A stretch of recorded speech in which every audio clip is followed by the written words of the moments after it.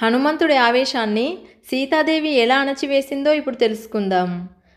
రామరావణ యుద్ధం ముగిసిన తర్వాత సీతాదేవి లంకా నగరంలోని అశోకవనంలో ఉన్నప్పుడు ఆమెను బాధపెట్టిన రాక్షస స్త్రీలందరినీ హనుమంతుడు చంపేస్తాను అని అంటాడు.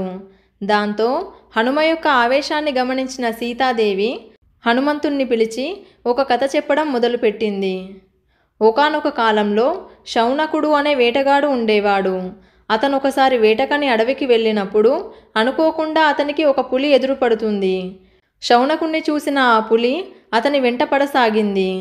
ప్రాణభయంతో ఆ వేటగాడు ఒక చెట్టు పైకెక్కి దాక్కున్నాడు. అయితే అదే చెట్టుపై ఉన్న ఎలుగుబంటి వేటగాడు భయపడటాన్ని గమనించి అతనితో నేను నిన్నేమీ చేయను, భయపడకు అని చెప్పి అభయమిస్తుంది. అయితే అప్పటికే ఆ చెట్టు దగ్గరికి వచ్చిన పులి ఎలుగుబంటి చెప్పింది విని ఇలా అంటుంది. మనుషులకి కృతజ్ఞతాభావం ఉండదని, తమని తాము కాపాడుకోవడానికి వారిని ప్రేమించిన వారిని కూడా బలివ్వడానికి ఏమాత్రం వెనకాడరని ఎలుగుబంటితో చెబుతుంది.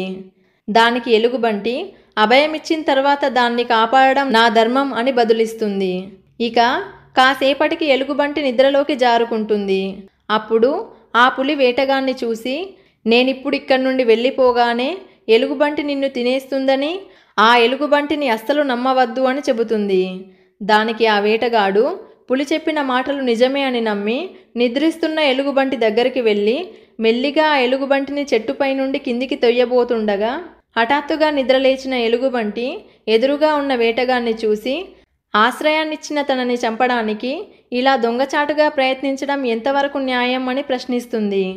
అభయమిచ్చాను కాబట్టి అతన్ని కాపాడే బాధ్యత నాదే అని ఎలుగుబంటి చెప్పడంతో పులి అక్కడి నుండి వెళ్ళిపోయింది అని సీతాదేవి చెప్పింది.